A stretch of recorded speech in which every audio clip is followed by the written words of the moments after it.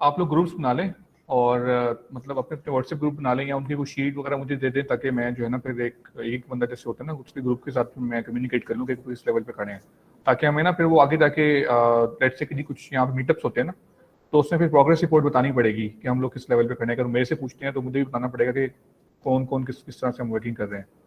तो वो आप लोग मेक श्योर कर लें कि वो थोड़ा सा, क्योंकि मीटअप्स भी होने हैं यहीं पे, तो वीक में मेरे ख्याल से 3 मीटअप्स हैं नेक्स्ट वीक के अंदर। तो वो फिर हमें जो है ऑब्वियसली फिर कम्युनिकेट करना पड़ेगा अगर हमसे पूछा जाता है। तो वो फिर आप लोग ग्रुप्स बना लें और वो फिर आप थोड़ा सा प्रोग्रेस भी अपनी कर लें कि जी हमने ब्रांड्स का अप्लाई कर लिया और यहाँ तक खड़े हैं हम लोग। तो कुछ लोग तो ऑलरेडी काम कर, जैसे आपने मुझे बताया कि आपने तो ऑलरेडी ब्रांड सेल वगैरह भी किया है, और तो ऑलरेडी कुछ लोग वर्किंग कर रहे हैं, तो फर्दर उसको थोड़ा सा इम्प्रूव कर लेंगे हम लोग। अच्छा जी, हम लोग ये चलते हैं, हमने कहा कि हमने जो है एक ब्रांड को लास्ट टाइम जो है वो फाइनलाइज किया था। अब हम जो है इसमें की शीट है ROI एंड ऑर्डरिंग की, इसको समझ लेते हैं कि इसको कैसे फिल करना है स्टेप बाय स्टेप। उसमें कौन कौन सी चीज़ें हैं जो हमने जो है जब भी आपने ये शीट आपको दो दो टाइप की हेल्प करेगी। एक फर्स्ट ऑफ ऑल, जब आपने कभी भी डाटा शेयर करना है मेरे साथ, तो आपने इस फॉर्मेट में शेयर करना है, नॉट जस्ट कि ये सिम्स आपने शेयर कर देने हैं या वैसे ही डाटा इस तरह से शेयर नहीं करना, क्योंकि मुझे उससे आइडिया नहीं होगा। मैं वन बाय वन एसिंग देखूंगा, मुझे नहीं पता कि प्रोडक्ट कॉस्ट कितनी है। ये शीट मुझे सेंड करेंगे तो मुझे पता चलेगा कि क्या उसके अंदर है, डाटा किस तरह से। तो ब्रांड्स के नेम्स तो आपने मुझे शेयर कर दिया था, ठीक है, वो आपने उस तरह से प्रोसीड कर लिया। मैंने आपको बताया कि जिस जिसने ब्रांड्स को हंट किया था वो आप लोगों ने ईमेल्स किए, जिन जिन लोगों ने ब्रांड्स हंट किए थे लास्ट वीक के अंदर, नहीं किया? कंपनी की डिटेल्स नहीं आपके पास? आपको तो दी थी मैंने कंपनी की डिटेल्स, तो कोई रिस्पॉन्स वगैरह आया आपको? ठीक है, ठीक है। तो बाकी आपने भी कर लिए? आपने कंपनी नहीं की ईमेल्स? आपने भी नहीं की? हंट किए हैं आपने? आपका नेम क्या है? आपने आपका आप दोनों ने किए हैं ब्रांड हंट, मुझे पता है। तो आप लोग जो है वो कंपनी की डिटेल्स ले लें, आप शेयर कर दें इनके साथ या लाइन से ले लें, तो किसी चीज के साथ अटैच होते हैं। इनका भी बेनिफिट लॉन्ग टर्म में ये हो जाएगा कि ये इनके पास भी जो है वो टीम में भी वो जो है एडप्ट कर सकते हैं आपको, और बाकी जो है अपना बेनिफिट भी होगा। सर जी जी जी।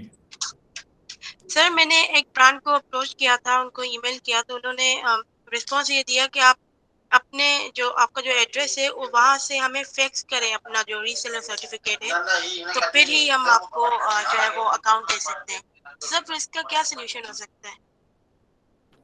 रीसेल सर्टिफिकेट फैक्स करें, ये कहा उन्होंने? जी सर, जी सर, वो कह रहे हैं कि रीसेल सर्टिफिकेट आप फैक्स करें अपने एड्रेस से, जो आपका कंपनी एड्रेस है वहाँ से। ओके, तो आपका कंपनी एड्रेस वर्चुअल एड्रेस है क्या फिजिकल एड्रेस है? जी सर, वर्चुअल एड्रेस है। तो आप वर्चुअल एड्रेस पर उनसे कम्युनिकेट कर सकती हैं कि वो जो है आपको एक डॉक्यूमेंट उनको दें तो वो फॉरवर्ड करवा दें आगे। आई थिंक वो करवा देंगे, आपसे थोड़े से पैसे चार्ज करेंगे, $5 या $10। आप उनसे सर कम्युनिकेट अगर करें। सर जी जी जिससे मैंने अपनी कंपनी फॉर्मेशन की सर्विसेज ली है, मैं उसी से कांटेक्ट करूं तो फिर जी वो जी, आप करवा उनसे देंगे। कॉन्टेक्ट करें और उनके पास जो वर्चुअल एड्रेस होगा उनसे आप बात कर लें, वो आपका जो है ये काम करवा देंगे। ठीक है, alright sir, thank you sir. Okay ji. हम फॉरवर्ड मूव करते हैं अब।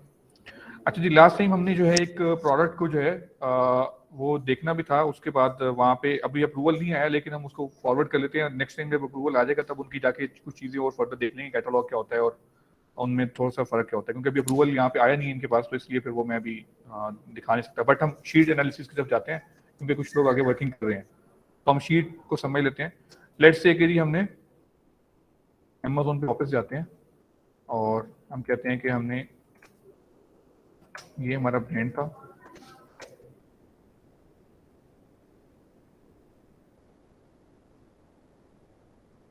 ठीक है। हमने कहा कि लेट्स से कि जी हमने ये ब्रांड को सर्च किया और हमने ये वाला प्रोडक्ट उसका फाइनलाइज कर लिया, लो कार्ब स्पैगेटी।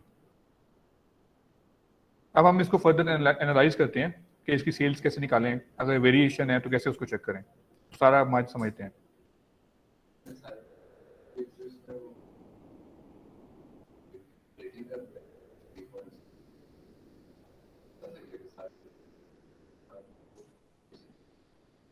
हाँ, लेकिन मैंने आपको बताया कि इसके 2 एसेंस ही हैं काम के, उसमें से हम एक ही लगाएंगे बस। वो भी उसकी मेन रीजन ये है कि हम उसको इसलिए लगाएंगे कि इनका नया अकाउंट है, जैसे आपको बताया ब्रेक इवन पे सेल करने के लिए ज़्यादा सेल्स आएंगी, अकाउंट जो है उसकी हिस्ट्री बिल्ड होगी और साथ रेटिंग्स भी बिल्ड होंगी, आईपी स्कोर भी बेहतर होगा उसकी वजह से, तो इसलिए हम उसको लगाएंगे। ओके, हम जो है ठीक है, तो ये चीज़ है, हम यहाँ से शीट को फिलअप करना स्टार्ट करते हैं। तो सबसे पहले ये है कि हम इसको मैं इसको सारे को हटा देता हूँ जो पहले लिखा हुआ है, ताकि मिक्सअप ना हो उसके अंदर। ठीक है, सबसे पहले एसिन मांगा है। एसिन आपको यहाँ से टॉप से मिल जाएगा या फिर बॉटम से मिल सकता है। अगर यहाँ पे नीचे भी आ जाए तो यहाँ पे भी आपको एसिन ये शो कर रहा होता है प्रोडक्ट इन्फॉर्मेशन के अंदर। कई दफ़ा शो कर रहा होता है, कई दफ़ा नहीं शो कर रहा होता। अगर नहीं भी शो कर रहा तो ठीक है, नो प्रॉब्लम। आई थिंक अभी यहाँ पे शो नहीं कर रहा वो, तो आप ये ऊपर से उठा सकते हैं।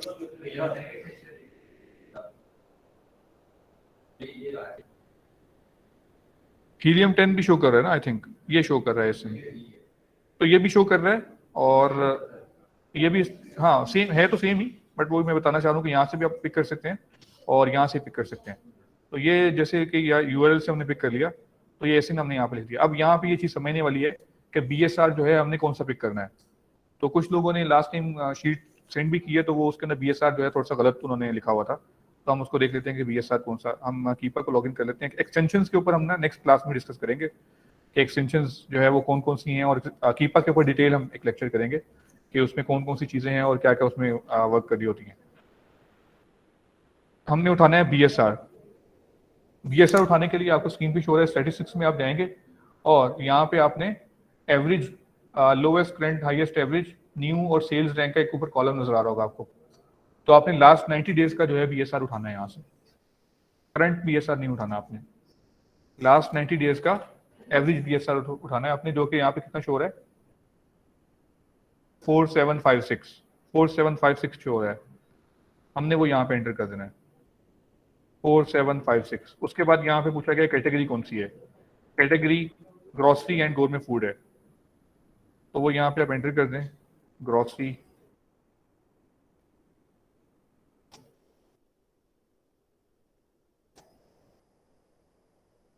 Estimated sales per month. अब इसको समझते हैं ये कैसे निकालनी है, क्योंकि यहाँ पे वेरिएशन भी है और ओवरऑल कौन सा तरीका है। एक जो सिंपल तरीका है, अगर वेरिएशन ना हो तो उसको हम पहले सब देख लेते हैं कि क्या तरीका है उसका। हमने उठाया BSR 4756। हम जाएंगे दो से तीन चीजें मैं आपको सारी बता देता हूँ। पहले जाएंगे fbatoolkit.com पे। fbatoolkit.com पे जाके यहाँ पे हम ग्रोसरी की कैटेगरी ढूंढेंगे। ग्रोसरी की कैटेगरी आपको शो हो रही है यहाँ पे, ग्रोसरी एंड गोरमे फूड। यहाँ पे आके आपने सेल रैंक लिख देना है 4756। क्लिक करेंगे इसके ऊपर, गो के ऊपर, तो यहाँ पे ये शो कर रहा है कि जी 25 सेल्स लास्ट डे के अंदर रही हैं और 58 सेल्स आ रही हैं पर डे। 58 सेल्स आ रही हैं पर डे, यानी कि 30 डेज एवरेज की वो सेल बता रहा है कि 30 डेज एवरेज पे अगर देखा जाए तो 58 सेल्स पर डे आ रही हैं। ये पर डे सेल्स हैं, 30 डेज सेल नहीं है ये। तो 58 मल्टीप्लाई बाय 30 कितना हो गया, 58 मल्टीप्लाई बाय 30, यहाँ पे कैलकुलेट खोले 174 नहीं 174 1740 होगा आई थिंक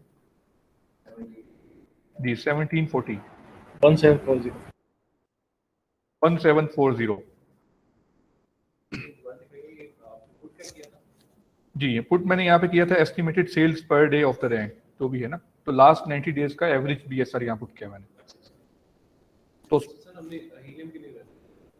अच्छा, हीलियम क्यों नहीं रन किया, वो उसके भी सिंपल सा, जो ज्यादा एक्यूरेसी में नजर आई है ना सेल्स के अंदर, वो इसके अंदर नजर आई है यूएस की मार्केट में। आप किसी से भी पूछेंगे आपको यही रिकमेंड करेंगे, जेएस से भी ज्यादा। जेएस तो मतलब हमारे उस खाते में आता ही नहीं है ना, वो बहुत ही डिफरेंट तरह का सेल रैंक के ऊपर डिफरेंट, ये कम देता है और यही एक्यूरेट होता है। सेल्स एस्टिमेटेड जो है उसके और उसकी फिगर में फर्क आता है काफी।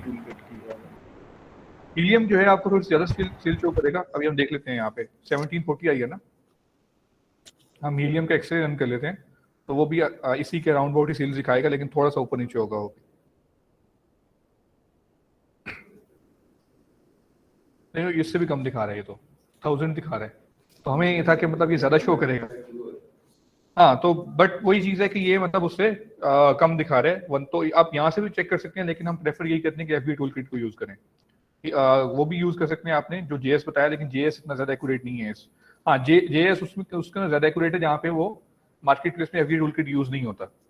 लाइक अगर आप यूके में करना चाहें तो यूके में आप यूज कर सकते हैं जेएस सेल्स एस्टिमेटर जो है वो कर सकते हैं। ऑस्ट्रेलिया में भी I think JS sales estimator work करता है, कनाडा में तो करता है, तो आप जाके देख सकते हैं वहां से वर्क करेगा। आपने जो है सेल्स यहाँ से उठा के इस तरह से लेट्स से कि जी लिख दी, बट प्रॉब्लम ये है कि यहाँ पे वेरिएशन है।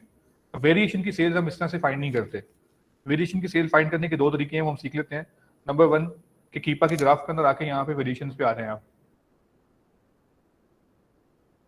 यहाँ पे आपने अपना एसिन ढूंढना है कि कौन सा एसिन था जो हमने हमारा एसिन एंड हो रहा है आरसीडी से।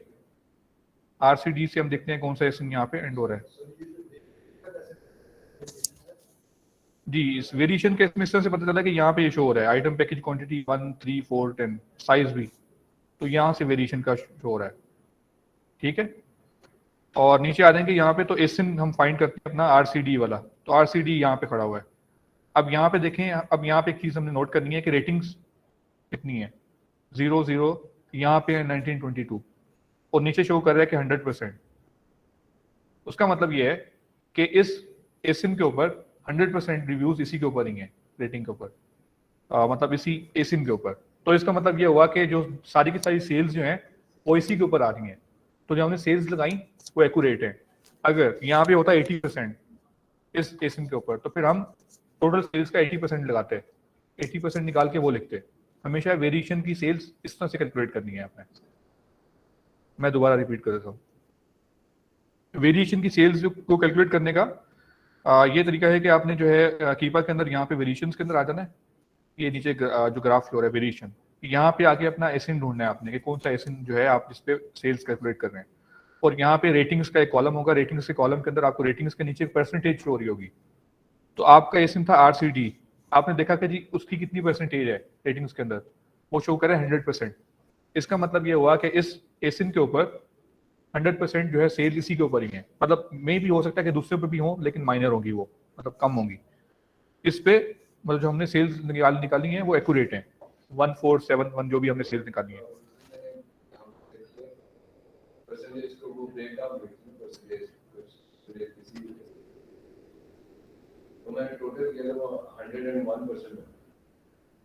वो लेस देन 1% वाला कुछ होगा चक्कर वहाँ पे, लेस देन या ग्रेटर देन वाला, जिसकी वजह से शायद आपको थोड़ा सा अप डाउन शो होगा।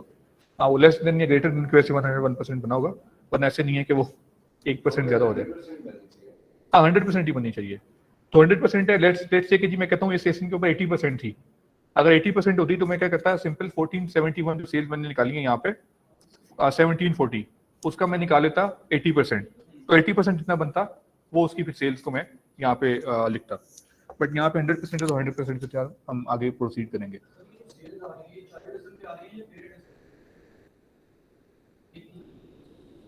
ये जो एसिन है ना, अब हम यहाँ से डिटरमिन नहीं कर सकते कि चाइल्ड एसिन है या ये अंदर से जाके पता चलेगा जिसने लिस्टिंग बनाई होगी, क्योंकि मुझे नहीं पता चल रहा कि चाइल्ड एसिन है। लेकिन मैं आपको ये वैसे बता दूं कि ये पेरेंट एसिन है, क्योंकि ये अब जाके इस पे वेरिएशन आई हैं। हम इसको सेल कर रहे थे 2 साल 1.5-2 साल पहले, तो यहाँ पे सिंगल यही होता था, एक ही एसिन।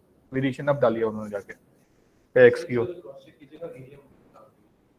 जी, हीलियम के साथ मैंने इसको क्रॉस चेक किया, हीलियम बहुत कम सेल दिखा रहा है इसकी।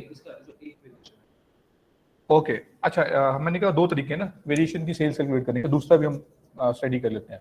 एक तो है कीपा का थ्रू के वेरिएशन वाले टैब में डालकर, दूसरा तरीका है वेरिएशन की सेल्स कैलकुलेट करने का रिव्यू इनसाइट। ये जो हीलियम की जो है एक्सटेंशन, इस पे क्लिक कर दें और यहाँ पे आके रिव्यू इनसाइट पे क्लिक कर दें, और यहाँ पे फिर क्लिक करें एक्सट्रैक्ट रिव्यूज के ऊपर। एक्सट्रैक्ट रिव्यूज पे क्लिक करें तो ये सारे के सारे रिव्यूज जो भी हैं उनको एक्सट्रैक्ट करके ले आएगा। उसके बाद प्रोडक्ट वेरिएशन पे क्लिक कर दें, तो यहाँ पे भी आरसीडी के साथ जो एसिन एंड हो रहा है उस पर 100% रिव्यू शेयर है, तो डाटा सेम है। माइनर डिफरेंस हो सकता है, मैंने कल परसों देख रहा था तो वहाँ माइनर डिफरेंस है, 1% का डिफरेंस हो सकता है, विच इज एक्सेप्टेबल। अगर तो ज्यादा डिफरेंस हो तो फिर हम जो है वो फिर होगा कि टूल्स के अंदर कोई इशू है, तो फिर वो कीपा को ज्यादा प्रेफर किया जाएगा। बट अगेन ये अब सेम ही हो गया, मैंने देखा कि फर्क ज्यादा नहीं आ रहा होता। जी, हीलियम का दोबारा रिपीट कर देता हूँ। आपने हीलियम की एक्सटेंशन है, इसको ओपन करना है और यहाँ पे रिव्यू इनसाइट में आ जाना है। रिव्यू इनसाइट में आने के बाद इस तरह से शो होगा आपके सामने, आपने एक्सट्रैक्ट रिव्यूज पे क्लिक कर देना है। ठीक है, एक्सट्रैक्ट रिव्यूज पे क्लिक करने के बाद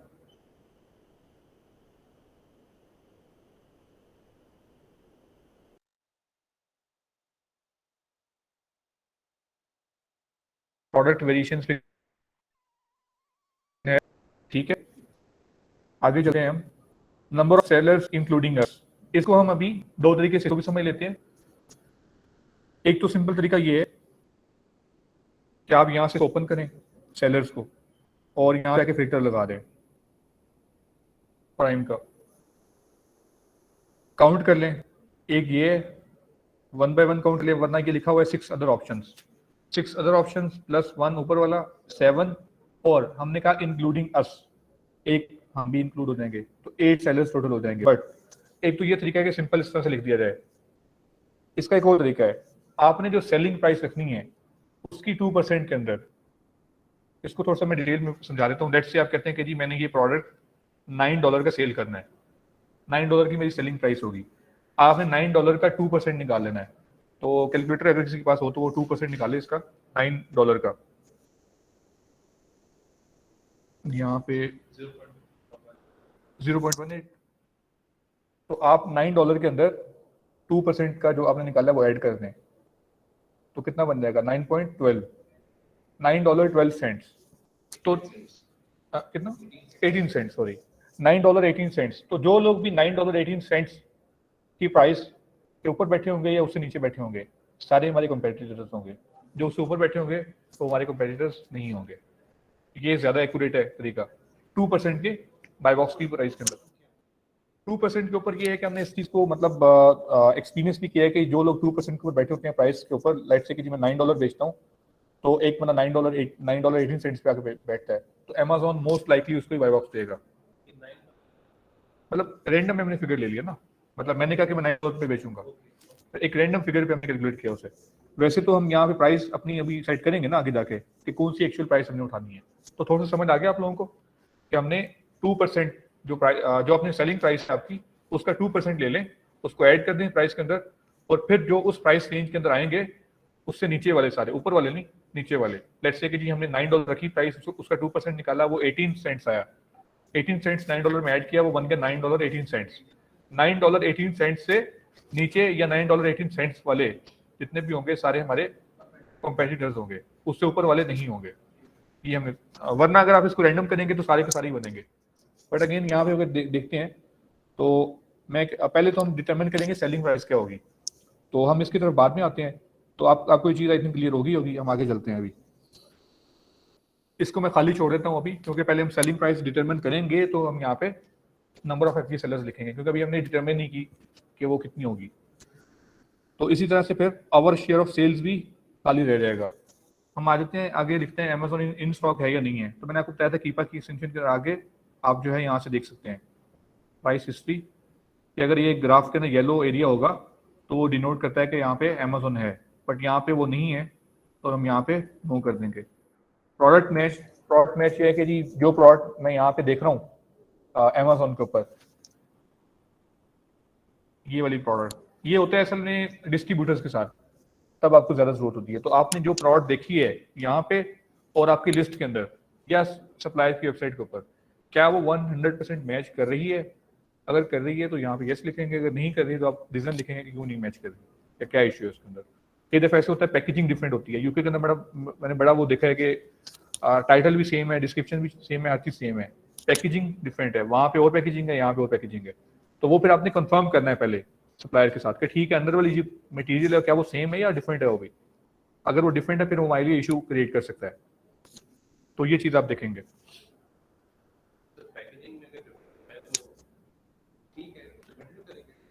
पैकेजिंग में अगर डिफरेंट है तो डिफरेंस है, लेकिन प्रोडक्ट वही है लेट्स से, तो फिर तो वो ठीक है, चल जाएगा।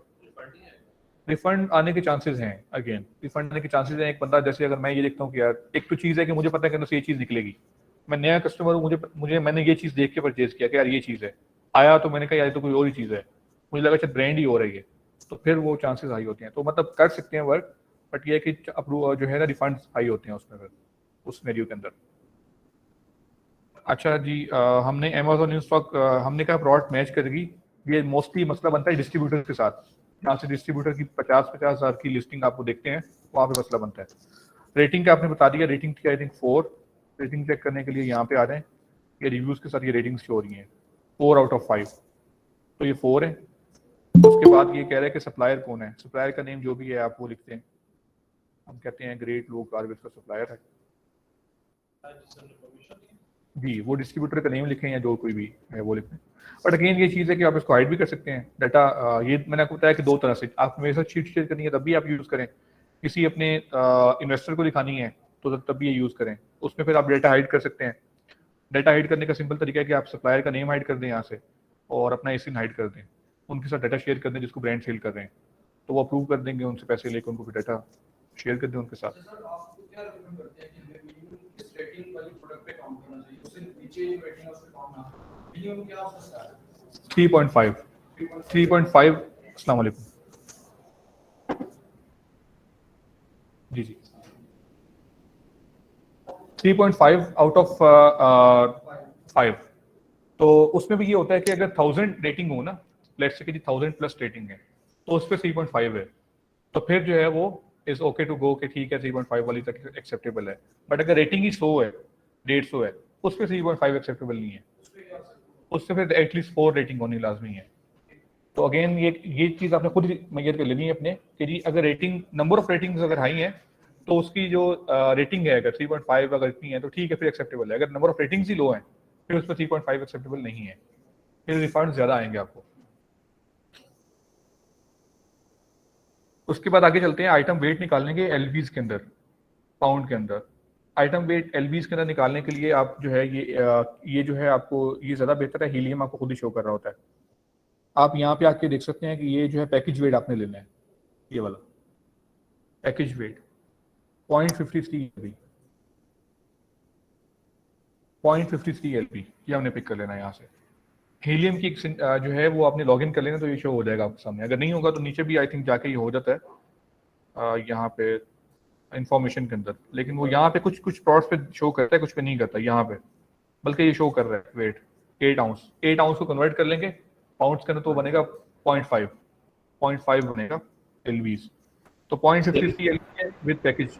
जी जी कीपा में कहीं मेंशन करता है वेट कीपा में? सॉरी कीपा के अंदर कहाँ वेट मेंशन कर रहा हूँ? कीपा के अंदर भी वेट आई थिंक कहीं मेंशन होता है, ये प्रोडक्ट की जो है डेटा के अंदर आ रहा होता है, इसके अंदर प्रोडक्ट की डिटेल्स के अंदर। तो अब यहाँ पे आ जाएंगे तो यहाँ पे इसी कॉलम के अंदर आपको शो हो रहा होगा, ये आ गया पैकेज डायमेंशन, ये वेट आ गया 240 ग्राम। तो ये यहाँ पे भी शो हो रहा होता है। खैर आप यहाँ से भी चेक कर सकते हैं, नीचे से भी चेक कर सकते हैं, डिफरेंट तरीके हैं, वहाँ से जाके देख सकते हैं। तो हमने कहा कि जी इसका वेट है 0.53 एलबी, हम 0.53 एलबी लगा देते हैं यहाँ पे। सेलिंग प्राइस डिटरमिन करनी है। सेलिंग प्राइस आपने उठानी है DSR की लास्ट 90 डेज की average price, sorry buy box की लास्ट 90 डेज की एवरेज प्राइस, वो हमने उठानी है जी। दो तरीके हैं, मैं आपको दोनों बता देता हूँ। एक तो ये है कि द लोएस्ट वन, मैंने ये बताया हुआ है कि जी लोएस्ट वन उठानी है। अगर तो एवरेज लास्ट 90 डेज की बाय बॉक्स की प्राइस हाई है और करंट प्राइस लो है तो फिर आप करंट वाली उठाएंगे, करंट वाली जो भी है। अगर करंट वाली हाई है, एवरेज लास्ट 90 डेज वाली लो है, तो फिर वो उठाएंगे, एवरेज उठाएंगे। तो जो लोएस्ट है वो उठाएंगे ताकि हमारी जो कैलकुलेशन है वो थोड़ी सी एक्यूरेट हो जाए, उसमें मतलब हम लोग सेफ साइड पर हैं, वो आप उठाएंगे।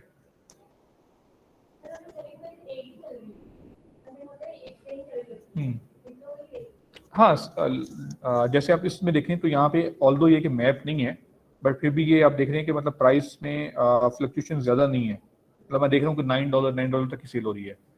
तो बट अगेन वही चीज़ है कि ये प्राइस बहुत कम है तो यहाँ पे फ्लक्चुएशन फील ही नहीं हो रही।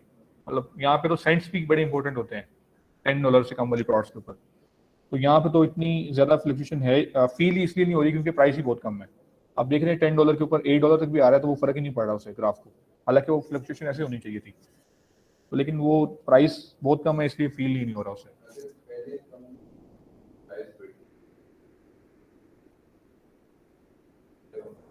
हाँ एवरेज के अंदर अगर लोवेस्ट है तो एवरेज लोवेस्ट उठाएंगे, अगर करंट लोवेस्ट है करंट लोवेस्ट उठाएंगे।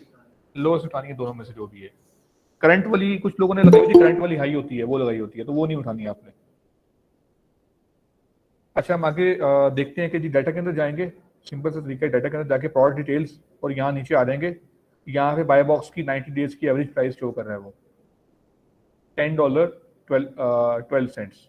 अच्छा, अब ये $10.12 है, बट करंट प्राइस कितनी है? $9.81। तो मैंने कहा जो लोवेस्ट है वो उठाएंगे, तो $9.81 उठाएंगे हम, $9.81।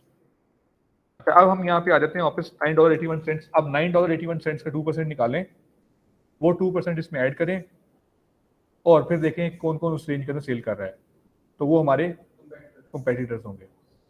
अब $9.81 का 2% निकाल के उसमें ऐड करें,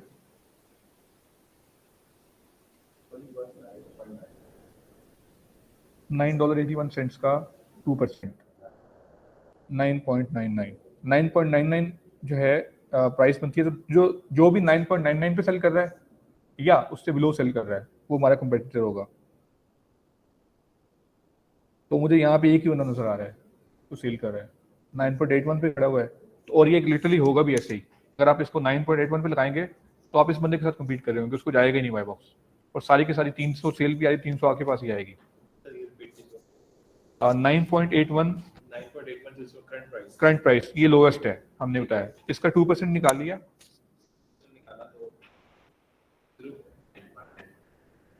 जी उसमें ऐड करना था 9.81 में ऐड करना। अच्छा, जी 9.81 में उसे ऐड कर दें, 9.99 आगे। अब 9.99 पे जो भी सेल कर रहा है वो हमारा कंपेटिटर है, उस पे कर रहा है या उससे लोवेस्ट पे कर रहा है वो हमारा कंपेटिटर है। अब उस पे तो कोई भी नहीं कर रहा है, लेकिन उससे लोवेस्ट पे कर रहा है एक ही बंदा। अच्छा, इसमें एक और चीज भी देखेंगे कि मतलब ये भी हो सकता है कि आपके पास एक अपॉर्चुनिटी यहाँ पे नजर आ रही है कि एक ही बंदा बैठा हुआ है, उसका स्टॉक कितना रहेगा 21, बाकी सारे $10 पे लगा के बैठे हुए हैं। तो मेरे पास एक मुझे अपॉर्चुनिटी नजर आ रही है कि शायद ये बंदा जल्दी आउट ऑफ स्टॉक हो जाए, तो मैं जाके इसको 10 पे ही बेच सकता हूँ। तो 10 पे जब आप जाएंगे तो फिर आप देखेंगे आपको फिर एक और कंपेटिटर मिलेगा यहाँ पे। तो अब ये 10 से नीचे आप नहीं सेल कर सकते, 10 वाला सेफ साइड पे बैठा हुआ है। कंफर्म बात है कि अभी हम प्रॉफिट कैलकुलेट करेंगे, आपको पता चलेगा कि 10 वाला जो है वो लॉस पे नहीं सेल कर रहा, वो कह रहा है कि यार ब्रेक इवन पे बैठ सकते हो, ब्रेक इवन से नीचे नहीं आ सकता। लेकिन 9.81 वाला कह रहा है कि नहीं, मैं जो है थोड़ा सा माइनर लॉस भी एक्सेप्ट कर लेता हूँ, बस मुझे जो है सेल चाहिए सारी की सारी। तो उसकी अपनी स्ट्रेटेजी है, उसकी अपनी है। तो लेकिन हम जो है हम हमेशा यही चाहते हैं कि हम लॉस पे ना जाएं, ब्रेक इवन से थोड़ा सा ऊपर रहें, माइनर सा प्रॉफिट आता रहे। तो हम फिर इसको भी अपने कंपेटिटर कंसीडर कर लेंगे इस सिनेरियो के अंदर, कि ये भी कंपेटिटर है, ठीक है, ये भी है। तो 2 लोग ये हो गए +1, तीसरे हम खुद हो गए 3। एक हमने सीख ली 2 तरीके प्रॉफिट जो है उसके अंदर सेल्स को मेजर करने के। एक थर्ड तरीका है जो कि बहुत स्ट्रिक्ट है, अगर उसको फॉलो किया जाए तो उस पर फिर मतलब प्रोडक्ट पे जाना जो है वो बहुत ही टफ हो जाता है। वो तरीका क्या है? वो तरीका ये, डाटा में जाएं, बाय बॉक्स स्टैट्स में जाएं, बाय बॉक्स स्टैट्स में जाके ऐसा सेलर ढूंढें जिसका रिव्यू काउंट आपके अकाउंट के रिव्यू काउंट के साथ मैच करता है या उसके आसपास के करीब है। लेट्स से कि जी आपका नया अकाउंट है, तो आप कहते हैं कि जी मेरे तो 0 रिव्यू हैं या 0 रेटिंग है, तो आपका अकाउंट कहाँ पे फॉल करेगा? 7 वाले पे या 3 वाले पे। तो उसके पास कितना बाय बॉक्स वॉन है? जस्ट 2%। अब मैं अगर इस पे कैलकुलेट करूंगा जी कि मेरी भी इतनी सेल होगी 2%, तो फिर तो मैं मतलब ये है बहुत ही रियलिस्टिक चीज की तरफ जाना। एक्चुअल ये चीज है कि जब हम कहते हैं कि जी मार्केट प्लेस पे जाके बाय बॉक्स विन की परसेंटेज पे जाके देखा जाए, तो ये है असल चीज कि जहाँ पे जाके सेल्स असल में ऐसी मिलती हैं 2%। आप कहते हैं कि जी मैं $11 पे लगा के बैठा रहूंगा, आपको 2% से ज्यादा मिलेगा ही नहीं बाय बॉक्स। डाउन करेंगे फिर मिलेगा, लेकिन अगर उनके साथ कम्पीट करते रहेंगे तो आपको इतना मिलेगा। बट अगेन जो मैंने आपको चीज बताई, जो लोएस्ट होता है हमेशा वो विन कर जाता है प्राइस के अंदर। बाय बॉक्स विन कर जाता है प्राइस के अंदर, जो भी लोएस्ट होगा वो बाय बॉक्स विन कर लेगा। आप इस केस के अंदर 9.81 से कुछ 1-2 सेंट नीचे रखेंगे तो आप उसको कम्पीट करेंगे, क्योंकि आपके पास 0 रिव्यू है अकाउंट के ऊपर। लेकिन जो 9.81 पे बेच रहा है उसके पास तो मेरे ख्याल से 246 है। 9.81 ये खड़ा है ना, ये तो है, इसके 10 रिव्यूज हैं जस्ट, लेकिन उसका 1% से भी कम बाय बॉक्स है। और ये इसका एक और भी इशू है ना कि लास्ट 30 डेज के अंदर है। हम इसको 90 डेज में जाके देख लेते हैं। तो क्या नेम था उसका? CFH international LLC। तो यहाँ पे कहीं होगा ये CFH। ओके, वो है ही आउट ऑफ स्टॉक, वो लास्ट 90 डेज में है ही आउट ऑफ स्टॉक, तो उसको बाय बॉक्स इसीलिए नहीं मिल रहा। ये आउट ऑफ स्टॉक होता है। जिन लोगों ने हाइड किया होता है उनका एक वो दूसरे तरीके से होता है, उनका जो है वो उनका वहाँ पे अकाउंट स्टॉक जाके गए तो वो वहाँ पे आ रहा होता है, स्टेरिक भी शो हो रहा होता है, और उसके अंदर एक और चीज होती है वो मैं आपको दिखाता हूँ आगे जाके, वो एक एक्सटेंशन रीड करेंगे उसमें जाके पता चलेगा आपको। इस केस में सर हमें लास्ट प्राइस कितनी डाउन करनी है? इस केस में आप जो है सबसे पहले तो आप जाएंगे ना अगर, तो आपने अपनी प्राइस रखनी है $10, लेट्स से $10 पे आप बैठेंगे 2 दिन, देखते हैं कितनी सेल्स आती हैं। अगर आपको सेल्स नहीं आ रही मतलब 4 5 6 सेल्स से ज़्यादा, तो फिर आप 9.81 के साथ मैच कर देंगे। अगर फिर भी नहीं आ रही फिर तो आएगी मतलब, लेकिन अगर फिर भी आप कह रहे हैं कि अब मैंने बहुत ही ज़्यादा सेल्स लेनी है, अपना स्टॉक फिनिश करना है, फिर आप 9.81 से नीचे कर दें। क्योंकि हमेशा जब इस तरह के फास्ट सेलिंग आइटम होते हैं ना, तो वहाँ पे जो लोग भी बैठे होते हैं तो 3 से 4 लोग अगर सेम प्राइस लगा के बैठे हैं तो उनको बाय बॉक्स मिल रहा होता है। और अगर आपने उनसे ज़्यादा सेल्स ग्रैब करनी है फिर आप उनसे भी लोएस्ट आ रहे हैं, 1-2 सेंट्स 3 सेंट्स। तो इस तरह से होता है कि 1 आधे सेंट पे ना बाय बॉक्स रोटेट नहीं होता, मतलब मूव नहीं करता, 2 सेंट्स पे भी नहीं करता।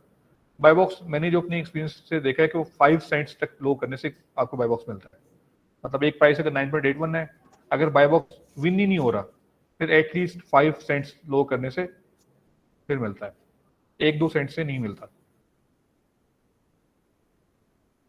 अच्छा, हमने यहाँ पे 3 सेलर्स निकाल लिए, तो आवर शेयर ऑफ सेल्स को यहाँ पे इज इक्वल टू ये estimated sales divided by 3, 580 sales. और ये मैंने पर्सनली मतलब ये चीज़ ऑब्जर्व की है कि ये 300 सेल्स इजीली दे देता है अगर इस प्राइस पे सेल करेंगे। 9.81 10 300 सेल्स कंफर्म है पर मंथ। अब प्रॉफिट देख लेते हैं, प्रॉफिट कितना है। मैंने एक चीज़ और बताई कि 100 सेल्स होंगी तब जाके एक रेटिंग आएगी अकाउंट पे, 300 होगी तो जाके 3 एक्सपेक्टेड है कि 3 रेटिंग आ जाएगी। वो तो फिर वो आप कर सकते हैं, लेकिन ये है कि वो भी कर सकते हैं, मतलब अगर वो ठीक लगता है तो। वो तो फिर आप देखिए ना कि सेल्स जब जाती हैं, मतलब आपने एक सेल करवाई 30 से 40 यूनिट्स, उसके बाद जाके एक आधा रेटिंग ले लें, उसके बाद फिर 30-40 फिर जाके एक आधा रेटिंग। तो मैंने जाके देखा कि एक साल के अंदर जाके ना अकाउंट्स तब जाके कहीं 100 रेटिंग 150 रेटिंग बनती है उसकी, एक साल की अच्छी सेलिंग के बाद। तो रेटिंग पहले तो बड़ी टफ आती है, लेकिन आगे जाके फिर जल्दी आना स्टार्ट हो जाती है। नया अकाउंट को जो है धक्का लगाना मुश्किल होता है, आगे जाके जब वो मतलब 40-50 रेटिंग पे आ जाती है तो वो क्विकली 300 पे भी चला जाता है, जल्दी चला जाता है। तो अगर एक अकाउंट पे 300 रेटिंग्स है ना तो बड़ी अच्छी रेटिंग्स है, पुराना अकाउंट है, अच्छी रेटिंग है, उस पर ऑलमोस्ट आपको हर चीज़ अनगेट ही मिलेगी।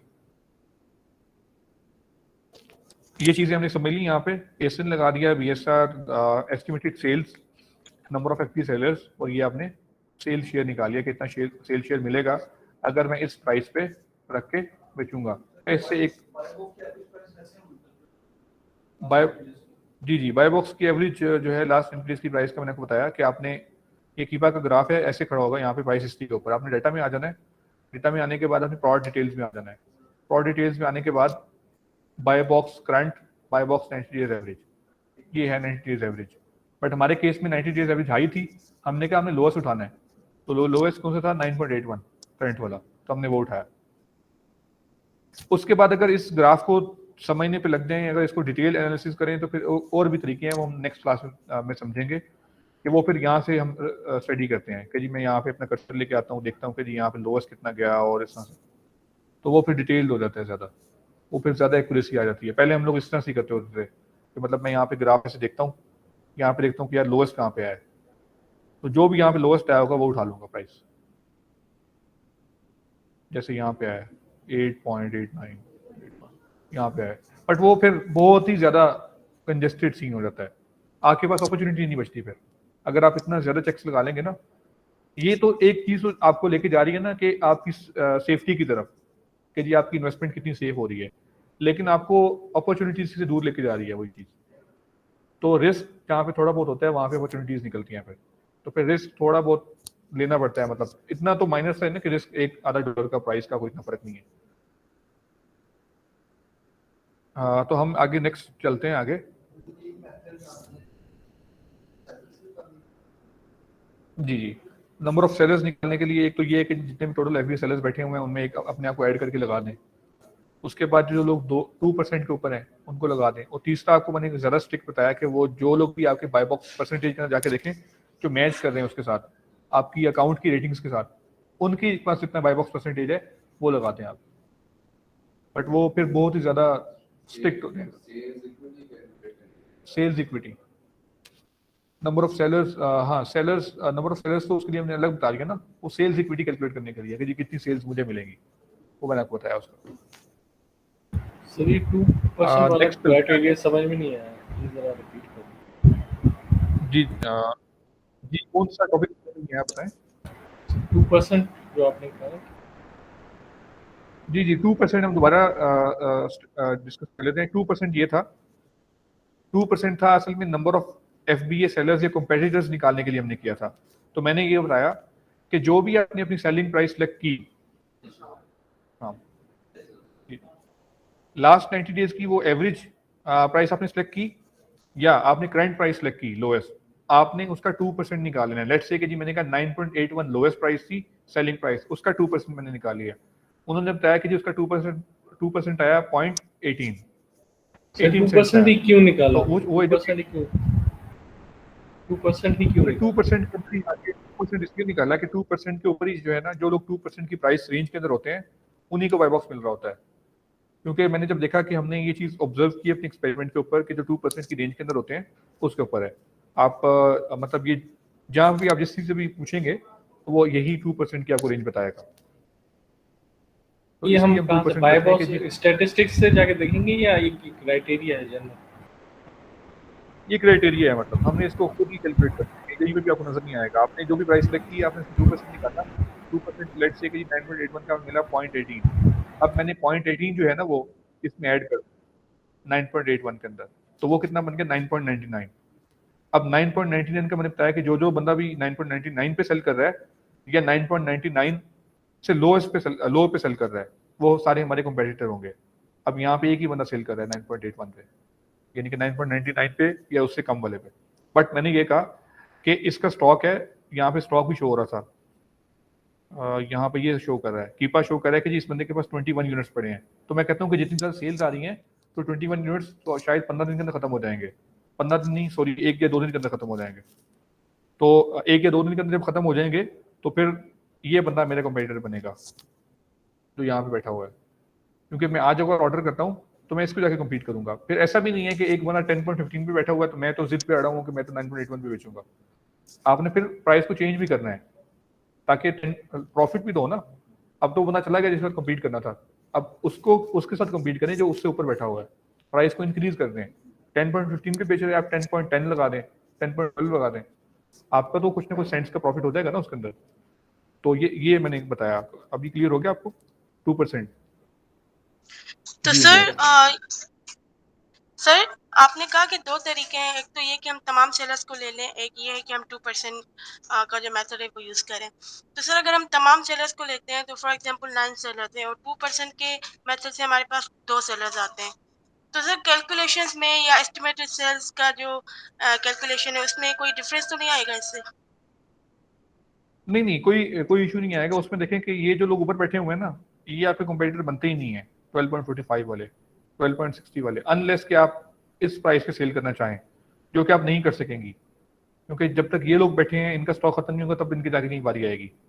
जो लोग जिद पे बैठे हुए हैं कि जी हमने तो प्रॉफिट भी बेचना है, तो 12.10 तब जाके आपके कॉम्पिटिटर, तो इनको हम कॉम्पिटिटर कंसीडर कर ही नहीं सकते। चले ये तो ठीक है जी, ये तो हो गया FBM, ये वाला इस बंदे को कैसे कॉम्पिटिटर कंसीडर करें कि जो कि $3 ऊपर लगा के बैठा हुआ है बाई बॉक्स से, तो ये नहीं बन सकता हमारा कॉम्पिटिटर, ये भी नहीं बन सकता। तो सर बेहतर ये है कि हम 2% वाला मेथड ही यूज़ करें।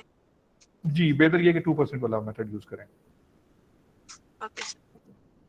अगर आपने बहुत ज्यादा रियलिस्टिक जाना है, ये जो पोर्टल के ऊपर डाटा डालते हैं ना, पोर्टल के ऊपर भी डाटा इसी तरह से डालते हैं कि मतलब जो 2% के हिसाब से, तो वहां पे फिर थोड़ी सी गैप पैदा हो जाता है। अगर मैं कहूंगा कि यहाँ पे 6 सेलर्स बैठे हुए हैं तो मेरा तो सेल इक्विटी बनेगी 100। अब मैंने जब 2% के साथ निकाला तो कहाँ पे 100 यूनिट सेल आ रही थी, कहाँ पे जाके 500 यूनिट सेल आ रही है, 580 का बता रहा है वो। तो इस तरह से फर्क बनता है उसका, मतलब क्लियर डिफरेंस बनता है। उसके बाद यहाँ पे पूछ रहा है कि जी मैप प्राइस कितनी है। जी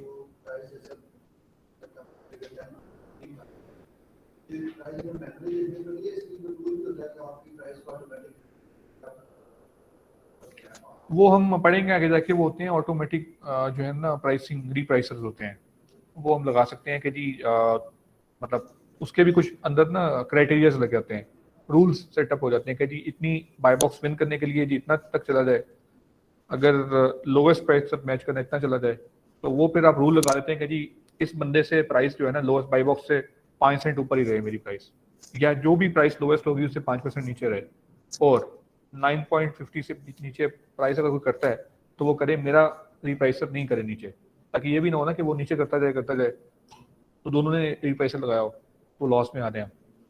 तो वो फिर हम इस तरह से रूल सेटअप करते हैं उसके अंदर। अमेजोन का अपना भी ऑटो प्राइसर, और एक दो कुछ और भी हैं, वो भी हम डिस्कस करेंगे आगे जाके। उसके बाद ये सेलिंग प्राइस है, आगे जाके मैप प्राइस है। मैप प्राइस का मैंने आपको बताया था कि मिनिमम एडवर्टाइजिंग प्राइस होती है। तो मिनिमम एडवर्टाइजिंग प्राइस को चेक करने का क्या तरीका है, या तो आपको ब्रांड खुद बताएगा जिससे आप परचेज कर रहे हैं, आपको कैटलॉग मिलेगा, साथ लिखा होगा, साथ कहीं पे ईमेल के अंदर लिखा होगा जी मैप प्राइस की ये प्राइसिंग है सारी, तो मैप प्राइसिंग वहाँ पे भी मेंशन होती है। और अगर मैप प्राइसिंग आपको वहाँ से नहीं मिलती तो आपको एक और जो है तरीका होता है उसको चेक करने का, वो ये है कि अगर ये जो यहाँ पे पिंक कलर की लाइन शो हो रही है, मैं सारा कुछ यहाँ पे इसको हाइड कर देता हूँ, ये जो पिंक कलर की लाइन शो हो रही है, अगर ये होती है अपनी हॉरिजॉन्टल एक्सिस के ऊपर फुल स्ट्रेट ऐसे, तब इससे मैप होता। अब इस सिनेरियो के अंदर ये स्ट्रेट नहीं है, ये अप डाउन ऐसे जा रही है, मतलब स्ट्रेट नहीं है, इसमें ऊपर अप डाउन भी है, फ्लक्चुएशंस है काफी ज्यादा।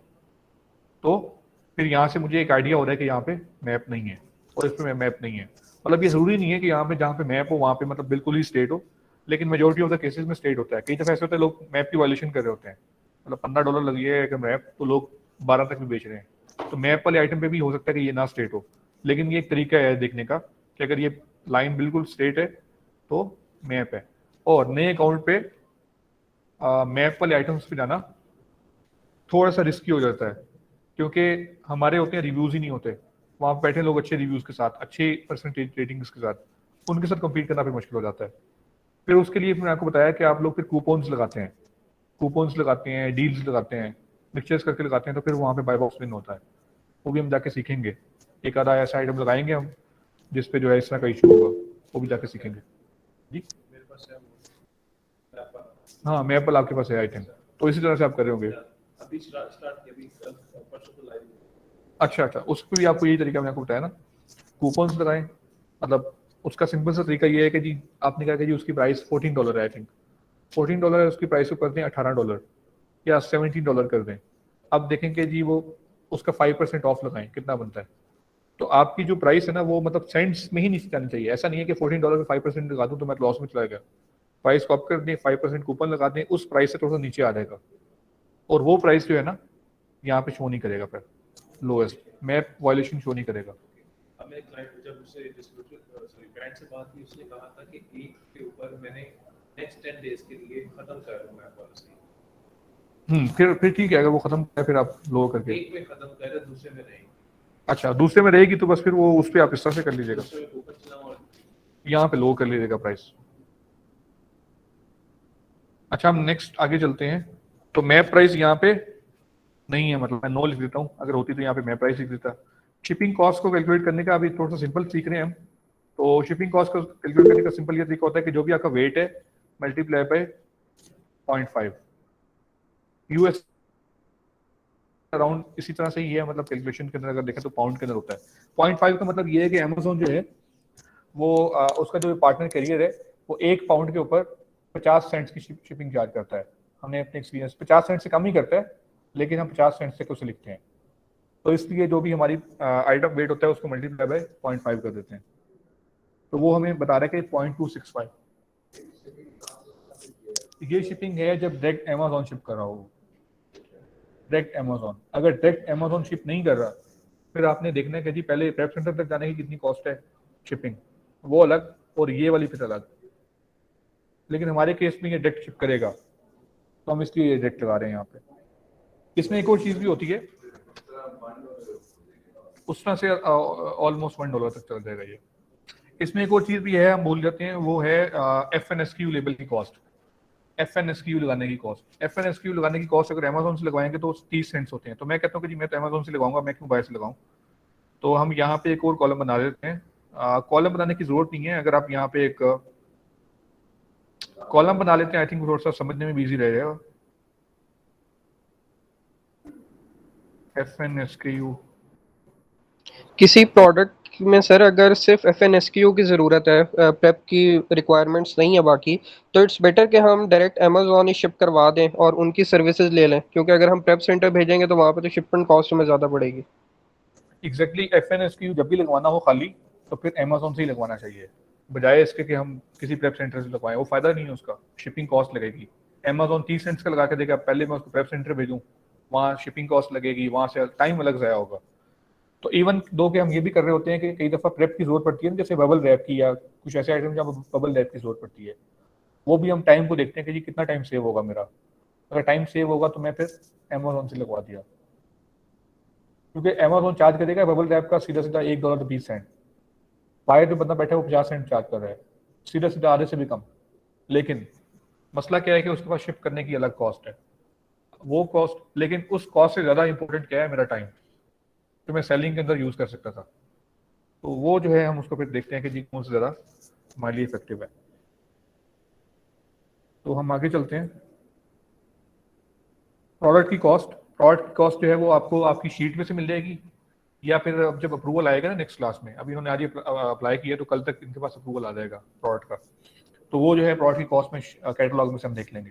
तो वैसे मुझे इसका पता है कि ये $5 की प्रोडक्ट कॉस्ट है इसकी। आगे तक के रेफरल फी और FBA फीस है, हम इनको जो है 3 तरीके से समझ लेते हैं कि 3 टूल्स जो हैं वो कौन कौन से जो है हम कॉमनली यूज़ करते हैं।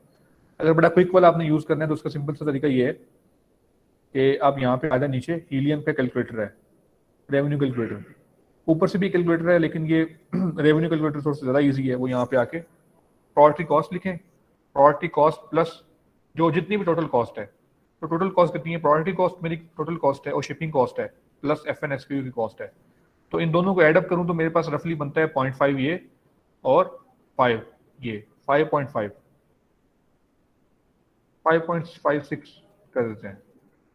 तो ये मुझे शो कर रहा है नेट माइनस में आ रहा है, अब लॉस में है ये आइटम। अगर मैं इसको 9.81 पे सेल करता हूँ तो क्लियरली लॉस है मुझे। बट मैंने जैसे आपको बताया कि ये ऐसा आइटम है जो मतलब आपको बड़ी कम सोर्स प्राइस में मिलता है। अगर मैं इसका 300 यूनिट भी ऑर्डर करके सेल करता हूँ तो आप 300 को मल्टीप्लाई कर लें लेट्स से 17 के साथ, 0.17 के साथ, तो मेरा लॉस कितना बनेगा, हम लॉस मेजर करते हैं और उसके ऊपर हमें बेनिफिट क्या मिलेगा हम वो देखते हैं। तो 300 मल्टीप्लाई पे 0.17 करें, कितना आता है 51, तो $50 तक का लॉस होगा। बट सबसे बड़ा फायदा मैं आपको बताता हूँ कि रेटिंग आएगी एक तो, और कैटेगरी अनगेट हो जाएगी, ग्रॉसरी की कैटेगरी अनगेट हो जाएगी। ठीक है, सबसे बड़ा बेनिफिट ये है, दैट्स द रीजन कि हम इस प्रोडक्ट को आगे लेके चल रहे हैं, वरना लॉस वाली प्रोडक्ट में क्यों लगाऊंगा यहाँ पे। इसलिए कि ये प्रोडक्ट जो है इसकी इनवॉइस आपको मिल जाएगी और इसकी अनगेटिंग ईजी है।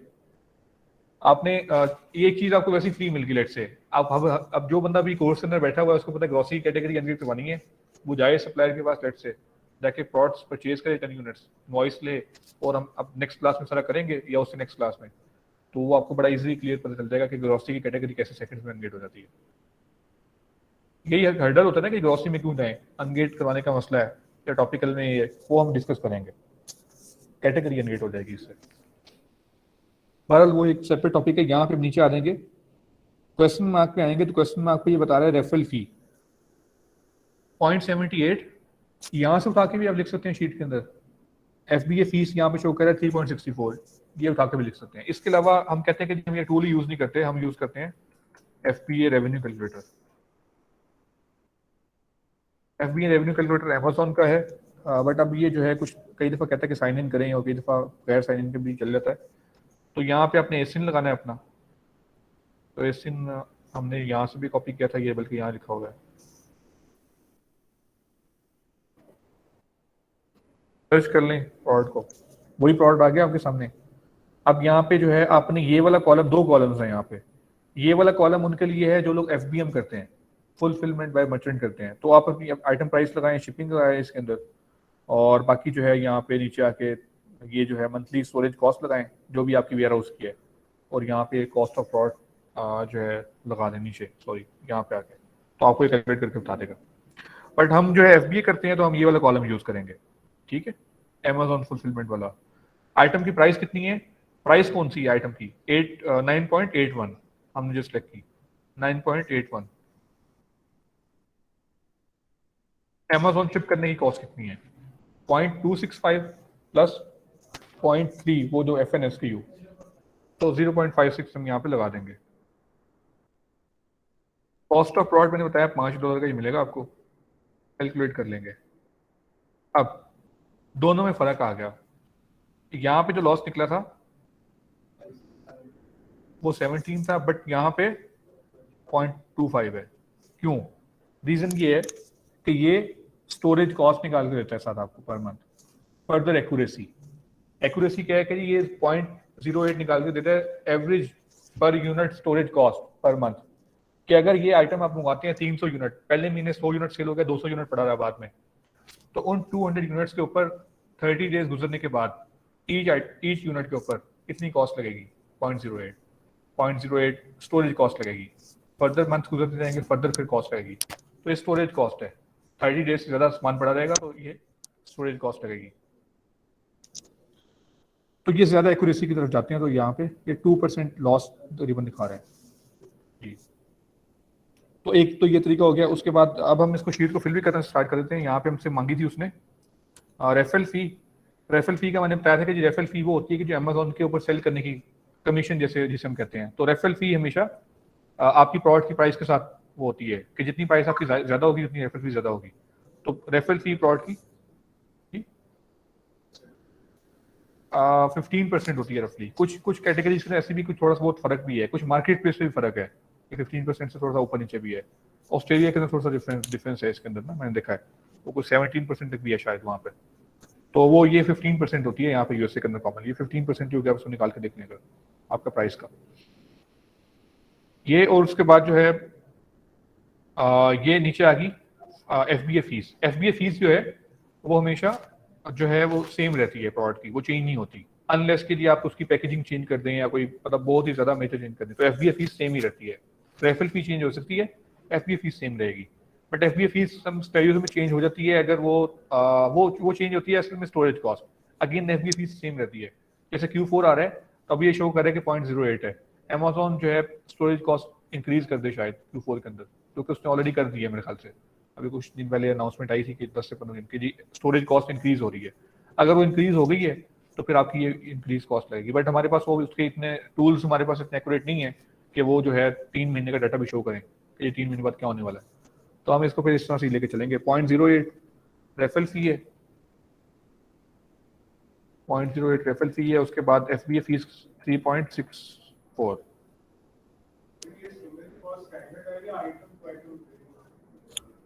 स्टोरेज कॉस्ट स्टैंडर्ड है पर यूनिट के, लेकिन आइटम टू आइटम वेरी करती है ऑब्वियसली। मतलब डिपेंड करता है कि आइटम का वेट और डायमेंशंस कितने हैं। जरूरी नहीं है कि हर आइटम पे 0.08 हो, ये आइटम टू आइटम वेरी करेगी, बट एक ही तरह के आइटम्स के ऊपर ये सेम ही रहेगी। मतलब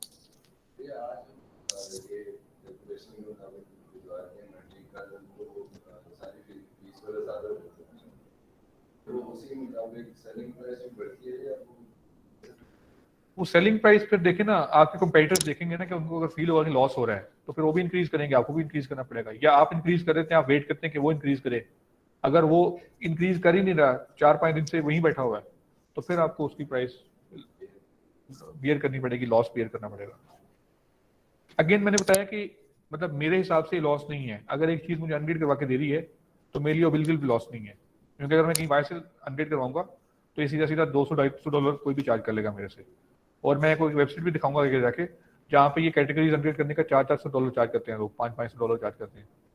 तो उनसे निगोशिएट करके कम भी करवा सकते हैं, लेकिन बहरहाल वो वहाँ पे चार्जेस लिखे हुए हैं, इस तरह से लिखे हुए हैं। अच्छा जी, यहाँ पे हम एस्टिमेटेड प्रॉफिट निकालते हैं। अच्छा, हमने दो चीज़ें समझ ली टूल्स। एक तो ये कि यहाँ से आके देख सकते हैं कैलकुलेटर FBA ये जो है हीलियम 10 का। उसके बाद वरना FBA रेवेन्यू कैलकुलेटर भी यूज कर सकते हैं। एक और हमने कैलकुलेटर देखा था तो वो हम आज स्टडी कर लेते हैं, वो ये वाला था सेलर बोर्ड FBA कैलकुलेटर। इसके अंदर एक ज़्यादा बेनिफिट है, वो हम देख लेते हैं क्या बेनिफिट है। प्राइस आपने यही लगा दी, कॉस्ट में खुद ही उठा लिया, पता नहीं कहाँ से 5.25। तो रिटर्न कॉस्ट, अच्छा जी अब यहाँ पे देखते हैं कि यहाँ पे ये पूछ रहा है कि जी इस प्रोडक्ट के ऊपर कितने रिटर्न एक्सपेक्टेड हैं आपको। तो नॉर्मली 2% रिटर्न होते हैं प्रोडक्ट के ऊपर। कॉमन ये हर प्रोडक्ट के ऊपर 2% रिटर्न मिलेगा ही मिलेगा, जितना अच्छा प्रोडक्ट मर्जी हो 2% रिटर्न आएंगे उस पर। तो वो 2% रिटर्न खुद ही डाल रहे हैं उसके अंदर, ये देख रहे हैं आप। तो वो कह रहे हैं $18 की रिटर्न कॉस्ट है सीधी सीधी, और कॉस्ट ऑफ प्रोडक्ट यहाँ पे उसने खुद ही उठा लिया 5.25, शायद उसने नीचे से हीलियम से फैच कर लिया। तो उसके बाद मंथली स्टोरेज फी है, रेफरल फी है, और ये है। यहाँ पे हम बता सकते हैं उसे, ये कॉस्ट के अंदर खुद ही दे रहा है लेकिन नीचे डाटा शो नहीं कर रहा, क्या हुआ ऐसे।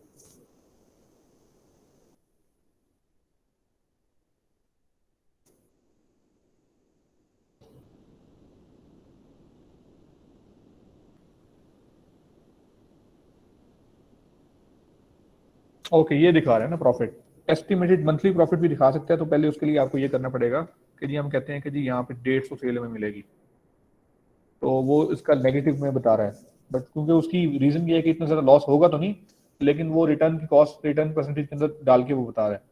तो यहाँ पे ये जो अच्छे वाले आइटम्स है ना, जो एक्सपेंसिव जहाँ पे प्रॉफिटेबिलिटी है, तो वहाँ पे ये वाला कैलकुलेटर यूज कर लेना चाहिए ताकि फर्दर एक्यूरेसी आ जाए। मैंने आपको पहले जैसे बताया ना कि सेलर्स निकालने का ये तरीका है, फिर उसके बाद जो है सेल्स निकालने का ये तरीका है एक्यूरेसी। अब अगर इसके ऊपर जाके प्रॉफिट कैलकुलेट करना है तो फिर वो हम एक्यूरेसी के नेक्स्ट लेवल पे चल जाते हैं। पहले हीलियम है, कम एक्यूरेट है, एफबीए रेवेन्यू कैलकुलेटर ज्यादा एक्यूरेट है, अगर उससे भी ज्यादा एक्यूरेसी चाहिए तो फिर ये है सेलर बोर्ड। यहाँ पे आप ना रिटर्न परसेंटेज लगा सकते हैं कि जी आप एक्सपेक्ट करते हैं कि जी 4% रिटर्न आएंगे, 5% आएंगे, तो उस हिसाब से फिर ये लॉस भी देख रहे हैं इंक्रीज हो जाएगा नीचे से। जैसे 2% रिटर्न गए तो 2% के ऊपर वो बता रहे हैं कि जी इतना इतना लॉस हो जाएगा। 2% का क्या मतलब है कि अगर 300 यूनिट, 2% का मतलब हम समझ लेते हैं, 2% का मतलब ये है कि जी लेट्स से कि जी मैंने 300 यूनिट ऑर्डर किया, 300 यूनिट का 2% निकाल लें आप, कितना बनता है? 6 यूनिट बनती है ना। अब 6 यूनिट को मल्टीप्लाई कर लें ईच यूनिट की जो भी आपकी कॉस्ट थी, सेलिंग प्राइस पड़ती है आपको, रिटर्न आता है तो आपको 9.81 जाएगा आपकी जेब से, ना कि प्रोडक्ट कॉस्ट, क्योंकि अमेज़न आपसे एफबी फीस भी चार्ज करता है, वो रिटर्न नहीं करता। तो $60 तो सीधा सीधा आपको रिटर्न की उसमें चला गया। तो इस तरह से आपका रिटर्न की कॉस्ट यहाँ पे, बट ये अगेन यहाँ पे कुछ और कैलकुलेशन ये कर रहा होगा, तो ये यहाँ पे थोड़ा सा इसको फर्दर देखना पड़ेगा कि ये $530 कैसे लेके आ रहा है। तो बहरहाल आपको ये 3 तरह के टूल्स हैं जो हेल्प आउट करेंगे कि किस तरह से आप इसकी कैलकुलेशन कर सकते हैं। एस्टिमेटेड प्रॉफिट आप यहाँ पे वही लिख दें, यहाँ पे इक्वल टू का साइन लगा दें, कैलकुलेटर ना भी यूज करें तो रेफरल फी के लिए कर रहे हैं ji. Selling price minus product cost minus shipping cost minus FNSKU cost minus, तो 0.17 तकरीबन वही बन रहा है जो हमने पहले देखा था ऑलमोस्ट। अब हम समझ लेते हैं ROI और प्रॉफिट परसेंटेज को। यहाँ पे मैंने ROI तो लिखा हुआ है, लेकिन हम यहाँ पे प्रॉफिट परसेंटेज लिखा देते हैं। प्रॉफिट परसेंटेज जो है हमेशा वो निकाली जाती है आपकी प्रोडक्ट की सेलिंग प्राइस के ऊपर निकाली जाती है। जो ROI होता है वो आपकी प्रोडक्ट की परचेज कॉस्ट के ऊपर निकाला जाता है। हम निकाल लेते हैं कि क्या फॉर्मूला क्या है उसका, ब्रैकेट लगा देते हैं।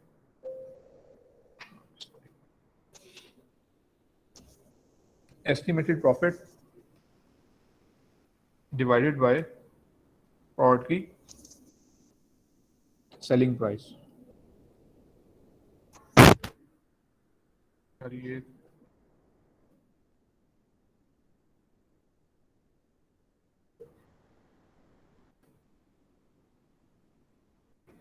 estimated profit divided by product की selling price multiply by 100।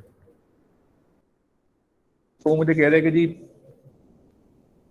-1.78 something आपका वो मतलब माइनस के अंदर प्रॉफिट आ रहा है। तो ये आपकी परसेंटेज यहाँ से निकाल सकते हैं आप। इस तरह से फार्मूला मैंने लगा दिया, शीट आपको मैं शेयर कर दूंगा। इसको हम यहाँ से जीरोस जो है कम कर लेते हैं इसके, तो ये आपको यहाँ से -1 पॉइंट समथिंग लॉस कर दिया है आइटम। ROI निकालने का तरीका क्या है? ROI निकालने के लिए आपने वही इज इक्वल टू का sign estimated profit divided by product की कॉस्ट मल्टीप्लाई बाय 100। अच्छा, ये नेगेटिव के अंदर वो बहुत ही ज़्यादा नीचे लेके जा रहा है अनफॉर्चुनेटली। तो यहाँ पे ना वो मुझे एक्सेल इतना मतलब ज़्यादा यूज़ नहीं करना था, लेकिन यूज़ यहाँ पे जाके देखेंगे तो ये जो है जो नेगेटिव के अंदर दिखा रहा है, क्योंकि नेगेटिव के अंदर वैसे ही यूज़ नहीं करते, तो नेगेटिव के अंदर जो है वो ROI हमेशा जो है वो ज़्यादा होता है, ROI अभी भी यहाँ पे ज़्यादा ही होगा, लेकिन वो लॉस के अंदर जब दिखा रहा है तो वो उसको बहुत नीचे लेके जा रहा है। तो इसका कोई आई थिंक फार्मूला है जहाँ पे जाके आप इसको मतलब उसको पॉजिटिव कर लेते हैं तो वो जाके उसका इफेक्ट कैंसिल कर देता है। तो हमेशा आप देखेंगे तो ROI की जो परसेंटेज है प्रोडक्ट के अंदर वो ज़्यादा होती है प्रॉफिट परसेंटेज से। तो अब ये इसने नेगेटिव लॉस में भी ज़्यादा ही दिखाई है। तो ये जो है इसको एक्सेल के अंदर जो है वो कुछ फार्मूला का थोड़ा सा एरर वैरर है, तो आप इसको देख लीजिएगा। बहरहाल हम वैसे भी लॉस के अंदर लगाते नहीं, फार्मूला यही है, तो हमने सेल ही प्रॉफिट वाला आइटम करना है, तो बहरहाल ये एक फार्मूला आपको यही यूज़ करने में यही यूज़ कर लीजिएगा इसी तरह से इसने यूज़ करना है। आगे जाके सोर्स आईडी है, वो सोर्स आईडी लगा सकते हैं आप कि SKU कौन सा है प्रोडक्ट का, ताकि जो जिस बंदे को शीट भेजें वो आपको बाद में भी देखें शीट, तो आपको पता चले कि ये शीट मैंने बनाई थी पहले, तो इसको एक्सेल के अंदर ड्राइव के ऊपर रख के सेव कर लें। तो सोर्स आईडी कोई भी हो सकती है, कोई एक कोड हो सकता है, UPC है अगर वो लगा दें, प्रेप रिक्वायर्ड है या नहीं है वो लगा दें, URL है, स्टेटस है, या कोई ऑर्डर क्वांटिटी जैसी लिखी हुई है। जब किसी इन्वेस्टर को शीट भेजनी होती है तो इस तरह से भेजनी होती है प्रॉपर्ली कि ऑर्डर क्वांटिटी मैं कितनी आपको बता रहा हूँ कि कितनी ऑर्डर करनी चाहिए, तो इतना, और 140 यूनिट्स है, और नीचे प्रॉफिटेबिलिटी है। ये आई थिंक फार्मूला थोड़ा सा हाँ ठीक है, ऑर्डर क्वांटिटी इतनी है और प्रॉफिट इतना है, तो वो कह रहा है करिए अगर आप इतना, अगर आप ये 28 यूनिट्स मंगाओगे तो आपको $5 का लॉस होगा। लेकिन मैंने बताया कि लॉस होने का उसके ऊपर फायदा क्या है कि इससे कैटेगरी जनरेट हो जाएगी और सेल्स आ जाएंगी हमारे अकाउंट पे, अपग्रेड करने के लिए हम करेंगे इसे। तो ये शीट हमने इस तरह से फिलअप की, इस तरह से आप बाकी शीट पूरी की पूरी फिलअप करेंगे। तो शीट से रिलेटेड कोई क्वेश्चन हो तो आप पूछें। नेक्स्ट क्लास में जो है अभी हम कुछ कॉल्स कर लेते हैं, अभी टाइम है। उसके बाद जो है नेक्स्ट क्लास के अंदर जो है हम लोगों ने जो काम करना है वो एक्सटेंशन है उनको स्टडी करेंगे, जैसे कीपर एक्सटेंशन है और ओवरऑल एक्सटेंशन है, उनको स्टडी कर लेंगे डिटेल के अंदर क्या क्या उसमें वर्किंग होती है। उसके बाद जो है हम नेक्स्ट चलेंगे, अगर आपने अकाउंट बना लिया तो अकाउंट के साथ साथ मैं वर्किंग करना चाह रहा हूँ, अकाउंट को अपग्रेड करें हम, मैं चाह रहा हूँ।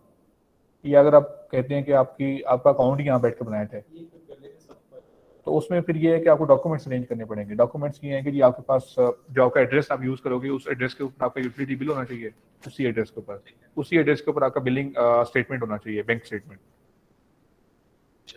जी, बैंक स्टेटमेंट एक ही एड्रेस मैच करना चाहिए उन एड्रेस के साथ, और उसके साथ फिर आपके पास पासपोर्ट हो या ID कार्ड भी चल जाता है, पासपोर्ट ज़्यादा बेहतर है, आपके पास फिर डेबिट कार्ड हो, मीज़ान का हो तो ज़्यादा बेहतर है, स्टेटमेंट भी मीज़ान की हो तो ज़्यादा बेहतर है, जल्दी एक्सेप्टेड चल जाएगा, कार्ड चल जाएगा, लेकिन स्टेटमेंट का मुझे कंफर्म नहीं है, क्योंकि मैंने ट्राई की है मीज़ान की, वो भी चल गई थी, मैंने ट्राई की अल्फला की, वो भी चल गई थी, और एक और भी एलाइड बैंक उसकी भी चल गई थी, लेकिन नेशनल बैंक की नहीं चली थी, नेशनल बैंक ऑफ पाकिस्तान।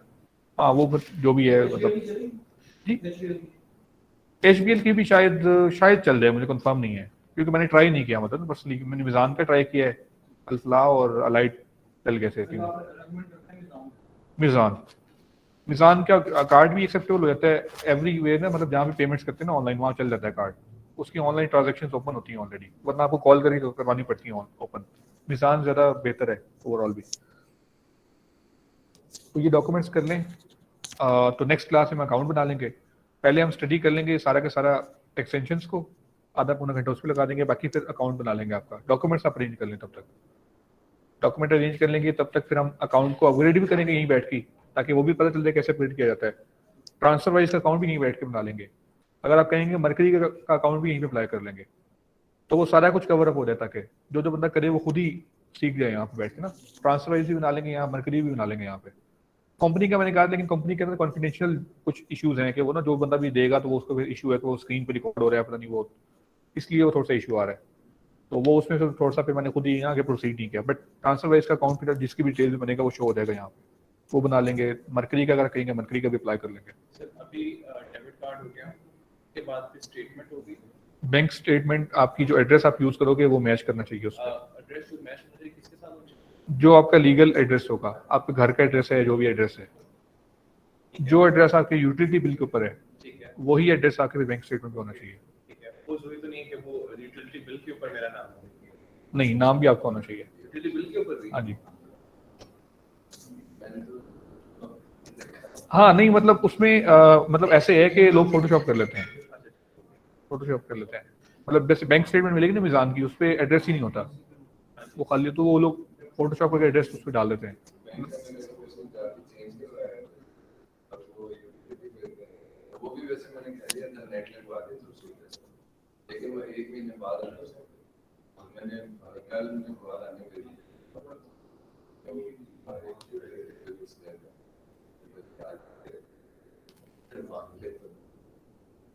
ये कर सकते हैं। वैसे आपके अपने नेम पे होना चाहिए, ये है रिकमेंडेड। तो वो उनको नहीं इस चीज का पता कि रेंट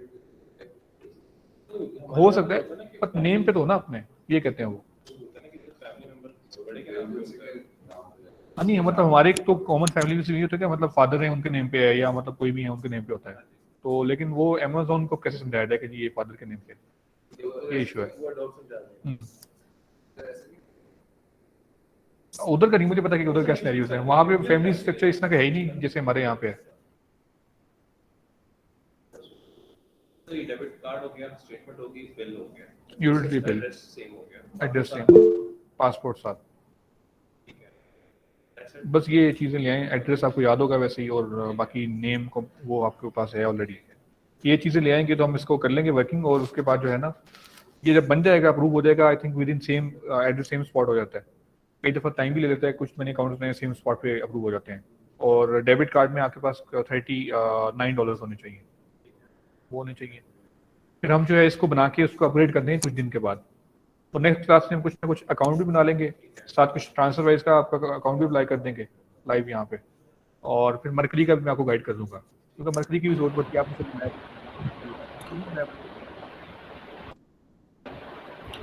हाँ वो मरकरी का जो है वो डेबिट कार्ड आपको मिल जाता है, तो वो भी आपको फिर बेटर है। तो साहब भाई मेरा एक क्वेश्चन था कि ये जो न्यू अकाउंट होता है इसको हमने एफपीए पे अपग्रेड करना होता है स्टार्ट में, या वो ऑलरेडी हम उस पे सेल कर सकते हैं एफपीए?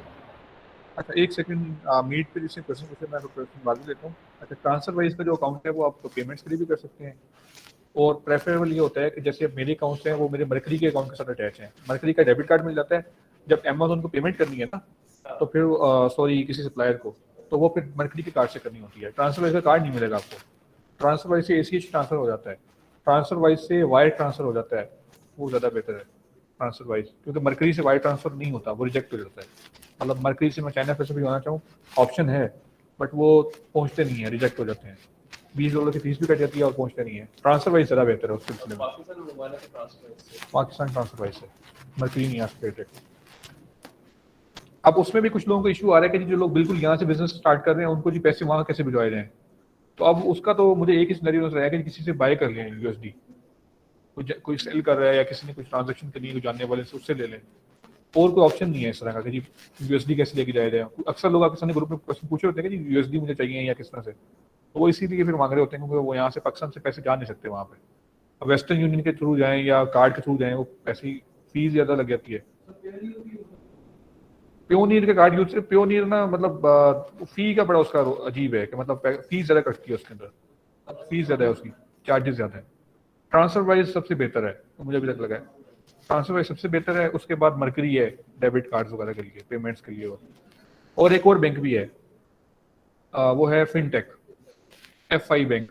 FI बैंक मैंने आपको बताया था, FIbank.com, FI fintech bank, fintech bank, उसका भी आपको कार्ड मिल जाता है। बस उसका प्रोसेस थोड़ा सा लेंथी है, मैंने कभी ट्राई नहीं किया, लेकिन तो अभी रिसेंटली मैंने अप्लाई किया है, तो मैं खुद वेट कर रहा हूँ कि वो कब अप्रूव होता है किस तरह से। लेकिन मरकरी जो है वो अप्रूव हो जाता है, पहले वो रिजेक्ट हो जाते थे लेकिन अब दोबारा सुना कि अप्रूव हो रहे हैं। जी जी वो आपको इंशाल्लाह अप्रूवल उसका मिल जाएगा।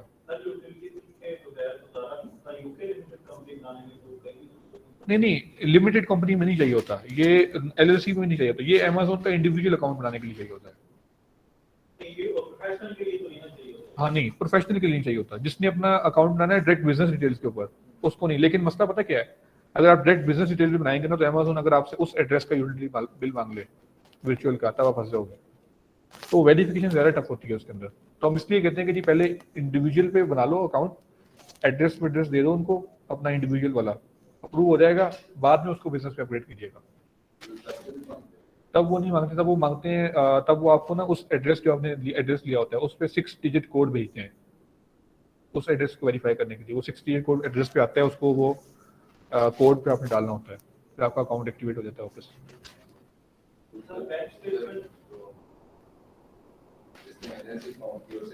उसी से कहेंगे जिस एड्रेस पे गया है वहाँ का एड्रेस, उस एड्रेस पे जाके। जी हाँ जी, पासपोर्ट पे तो एड्रेस होता ही नहीं है ना, हाँ उस पर नहीं होता, बस वो फिर उसके बगैर ही हो जाएगा। अच्छा, इधर से किसी ने क्वेश्चन पूछा था कि FBA पता नहीं, कुछ मुझे समझ नहीं आई, दोबारा पूछने प्लीज। सर भाई मैंने ये पूछा था कि न्यू अकाउंट पे ना हमें FPA पे अपग्रेड करना पड़ता है अकाउंट को, या हम उस पे मतलब स्टार्ट में सेल कर सकते हैं FPA करके? समझ नहीं आई मुझे आपकी क्वेश्चन की, FBA करना पड़ता है तो मैं कह रहा हूँ जो न्यू अकाउंट होता है उसमें अगर हम स्टार्ट में FPA करना चाह रहे हैं तो उसे हमें अपग्रेड करना पड़ेगा, या हम स्टार्ट में कर सकते हैं? अच्छा, वो कह रहे हैं कि जी नए अकाउंट के ऊपर FBA कर सकते हैं कि नहीं कर सकते। वो कह रहे हैं कि जी एक तो होता है प्रोफेशनल अकाउंट जिस पे $39 पे किए जाते हैं, एक होता है इंडिविजुअल अकाउंट जिस पे पैसे नहीं पे किए जाते हैं। वो कहते हैं कि इंडिविजुअल अकाउंट पे FBA कर सकते हैं कि नहीं। इंडिविजुअल अकाउंट पे FBA कर सकते हैं, मतलब उसमें कोई मसला नहीं है, FBA हो जाता है। बट अगेन ये है कि उसमें कुछ लिमिटेशंस हैं, मतलब उसमें आप PPC वगैरह का नहीं चला सकते, उसके अलावा और मल्टीपल जो है ना उसमें इश्यूज होते हैं। जब आप सेलिंग करते हैं तो प्रोफेशनल प्लान पे ही, और फिर अपग्रेड करने में भी थोड़ा सा इशू आता है, तो इसलिए प्रोफेशनल प्लान होना चाहिए $39 वाला, तो रिकमेंडेड वही है।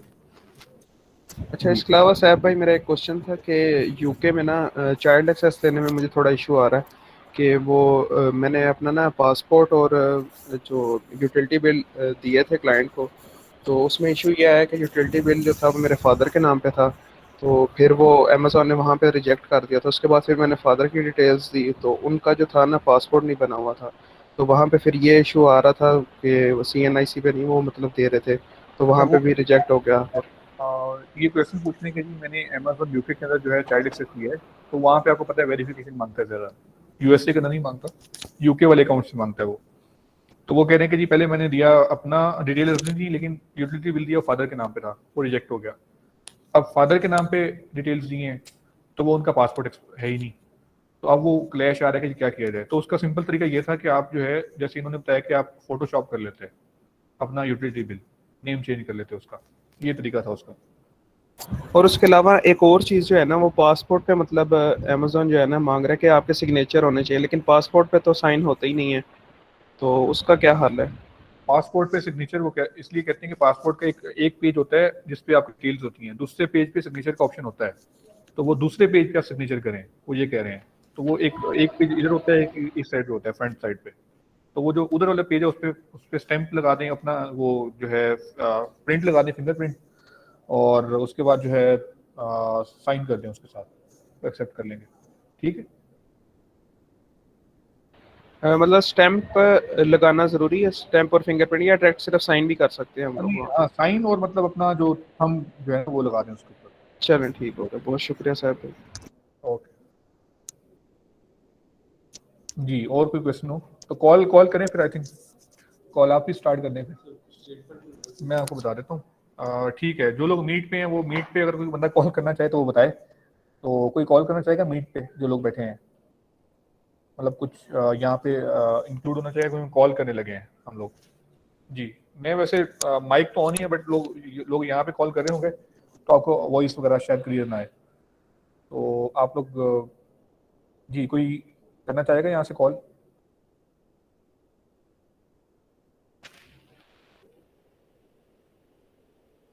ओके चलें ठीक है, हम इसको रिकॉर्ड कर लेंगे फिर भी फर्दर, ताकि वो फिर बाद में किसी मैं ज़रूर कॉल करता, लेकिन आपको पता है कंडीशन इस वक्त थोड़ी सी सीरियस है, इसलिए मैं इस वजह से कॉल कर नहीं पा रहा। जी ब्रांड्स को कॉल करनी है ना, हमने जो ब्रांड्स हैंड किए थे उनको कॉल करनी है। आपका तो थोड़ा सा वो इशू है ना, तो कोई मसला नहीं, आप जो है वो रेस्ट कर लें। तो बाकी जो लोग हैं उनमें से कोई बता देगा कॉल करना चाहे, जुहेब हैं, उमैद, आप कॉल करेंगे?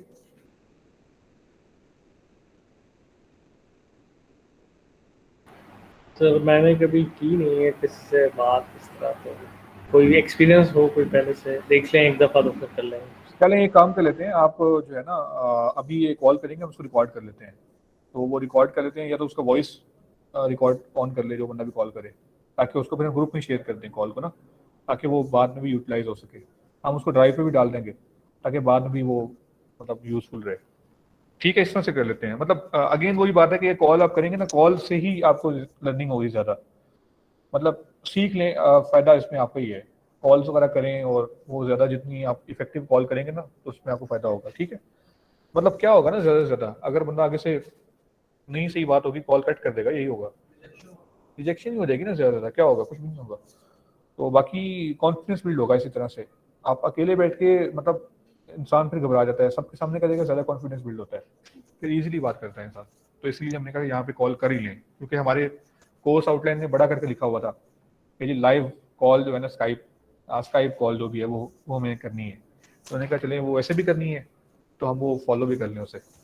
ठीक है, फिर मैं यहाँ पे इन लोगों को जो है वो क्वेश्चन होगा तो आप मुझे जो है वो या तो यहाँ पे मैसेज कर दीजिएगा, और क्योंकि मैं इसको एंट्री को उतार देता हूँ। सॉरी, यहाँ पे कुछ क्वेश्चन रह गए हैं। आई थिंक ये रमेश, मैंने आपको रिप्लाई कर दिया है, मैं यहाँ से ले लेता हूँ। Sir 100 brands but company details नहीं, so could not contact brands. तो मैंने आपको इसलिए बताया कि उमेर आप जो है यहाँ पे किसी के साथ कोऑर्डिनेट कर लें। आई थिंक मैं ग्रुप एक काम करें ना, जो लोग मीट पे बैठे हैं ग्रुप में मैसेज कर लिया करें, वो ग्रुप में मैसेज कर लें कि जी कंपनी की डिटेल्स नहीं है हमारे पास, तो वो आपको यहाँ से पता चल जाएगा। तो आप ग्रुप में मैसेज छोड़ दें कि जी मुझे कंपनी की डिटेल्स चाहिए, तो यहाँ पे जो 3-4 लोग जिनके पास हैं वो आपको प्रोवाइड कर देंगे, कंपनी की डिटेल्स भी दे देंगे, ईमेल एक्सेस भी दे देंगे। और वहीद आपने पूछा कि जी कीपा का पेड वर्जन, जी कीपा का पेड वर्जन है, उसमें शो होगा डाटा जो हमने किया। और एवरेज बीएसआर मैंने आपको रिपीट कर दिया था, एवरेज बीएसआर जो है वो आप मैं आपको दोबारा रिपीट कर देता हूँ, शायद आप यहाँ पे अभी पता नहीं है या नहीं। तो डाटा के अंदर आप जाएंगे, डाटा के अंदर जाके प्रोडक्ट डिटेल्स के अंदर जाके सॉरी एवरेज बीएसआर पूछा आपने, एवरेज बीएसआर के लिए स्टैटिस्टिक्स में जाएंगे और स्टैटिस्टिक्स में जाके ये सेल्स रैंक का जो कॉलम है यहाँ पे आ रहा है लास्ट 90 डेज, लास्ट 90 डेज के ऊपर लिखा हुआ है 4756, ये आपका एवरेज बीएसआर होगा लास्ट 90 डेज में। ठीक है, और which labels we apply on product pack other than FNSKU बस, और before shipping to Amazon using third party, बस कुछ भी नहीं लगाते आप, FNSKU लगाते हैं, उसके अलावा कुछ भी नहीं लगाते। और कार्टन के ऊपर लगाते हैं, कार्टन के ऊपर शिपिंग लेवल और इंडिविजुअल यूनिट्स के ऊपर FNSKU, बस, और कुछ भी नहीं लगाते। ठीक है, अब हम कॉल करते हैं। तो आपको बताया था कॉल, चलिए मैं खुद कॉल कर एक पहले खुद कर लें। हम इसी रिकॉर्डिंग कॉल होगा। जी रिकॉर्डिंग हो कैमरा रही जैसे कि आप आपसे टॉकिंग करता है और आपको किस तरह से फोन करता है। ओके।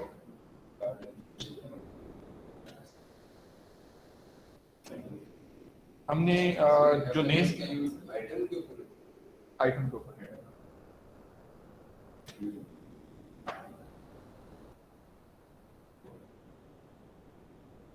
यहाँ पे जो है वो जो हमने लास्ट टाइम अप्लाई किया था उसमें जो नेम आपने यूज किया था, नेम बता दें मुझे, कंपनी का नेम बता दें, कुछ इंफॉर्मेशन मेरे सामने रखते हैं।